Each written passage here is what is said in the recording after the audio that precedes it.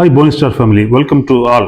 நாம இப்ப என்ன பார்க்க போறோம் அப்படின்னா, சத்தீஸ்கரில் 3 சிறுமிகளை கடத்தி மதம் மாற்றம் செய்ய முயன்றதாக கூறி விஷ்ணு தேவ்சாய் தலைமையில் இயங்கும் பாஜக அரசானது பஜ்ரங் தள் நிர்வாகி ஒருவரின் புகாரின் அடிப்படையில் 2 கன்னியாஸ்திரிகளை கைது செய்துள்ளது. இதை பற்றி நாம் பார்க்கலாம். கேரளாவை சேர்ந்த கிறிஸ்தவ மதத்தை சார்ந்த கன்னியாஸ்திரிகள் சிஸ்டர் பிரீத்தி மேரி மற்றும் சிஸ்டர் வந்தனா பிரான்சிஸ்.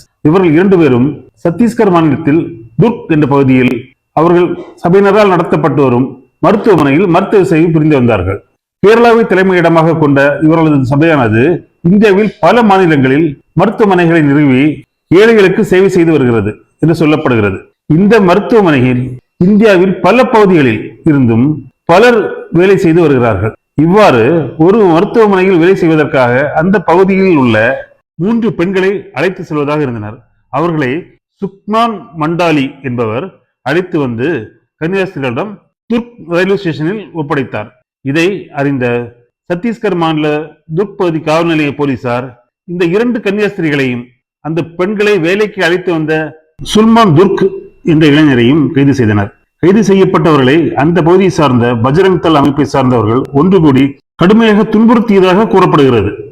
இந்த கைதை கண்டித்து கேரளாவில் பல இடங்களில் கண்டன ஆர்ப்பாட்டங்களும் இந்திய அளவில் பல தலைவர்களின் கண்டன குரல்களும் எழுந்தன. காங்கிரஸ் தலைவரும் எதிர்க்கட்சி தலைவருமான ராகுல் காந்தி, கேரள முதல்வர் பினராயி விஜயன், கேரள எதிர்க்கட்சி தலைவர் வி.டி. சுதீசன், தமிழக முதல்வர் மு.க. ஸ்டாலின் உட்பட பல தலைவர்கள் தங்கள் கண்டனங்களை தெரிவித்துள்ளனர். கன்னியாஸ்திரிகள் கைதை கண்டித்து காங்கிரஸ் கூட்டணி சார்ந்த எம்பிக்களும் கேரளாவை சேர்ந்த மார்க்சிஸ்ட் கம்யூனிஸ்ட் கூட்டணி கட்சி எம்பிக்களும் நாடாளுமன்ற வளாகம் முன்பே போராட்டம் நடத்தினார்கள். இது தொடர்பாக ராகுல் காந்தி தனது எக்ஸ் தள பக்கத்தில் சத்தீஸ்கரில் 2 கன்னியாஸ்திரிகள் கைது செய்யப்பட்டு இருப்பது சிறுபான்மையினருக்கு எதிரான அநீதியாகும்.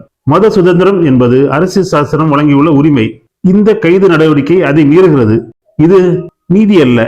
இது பாரதிய ஜனதா RSS ஆபத்தான போக்கை பிரதிபலிக்கிறது. எனவே கைது செய்யப்பட்டவர்களை உடனடியாக விடுவிக்க வேண்டும் என்று குறிப்பிட்டுள்ளார்.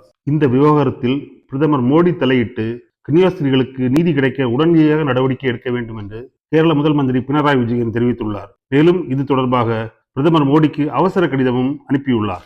மேலும் கேரள எதிர்க்கட்சி தலைவர் வி.டி. சுதீசன் தனது முகநூல் பக்கத்தில் தனது கண்டன பதிவை தெரிவித்துள்ளார். அதில் RSS சங் பரிவார் அமைப்பினர் ஆட்டின் தோல் அணிந்த சென்னாய் கூட்டம் என்றும், கேரளாவில் ஆலயங்களுக்கு சென்று அருள் தந்தையர் பேராயர்களுடன் நடுநிலைவாதிகள் போல் காட்டிக் கொள்வார்கள்.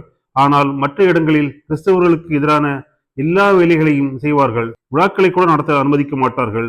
தற்போது இதற்கான சரியான உதாரணம் பொய் வழக்கில் கைதான கன்னியாஸ்திரிகள் விவகாரமாகும்.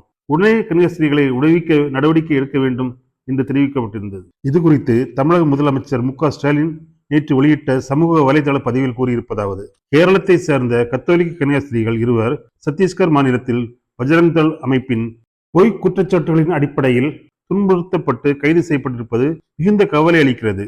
இத்தகைய கும்பலை வன்முறையையும் அரசு அது குறித்து அமைதி காப்பதும் மத பயங்கரவாதத்தின் ஆபத்தான போக்கை வெளிப்படுத்துகிறது. இந்தியாவின் சிறுபான்மையின மக்கள் மாண்போடும் சம உரிமையோடும் நடத்தப்பட வேண்டும். மாறாக அவர்கள் அச்சுறுத்தப்படக்கூடாது. இவ்வாறு அவர் கூறியுள்ளார்.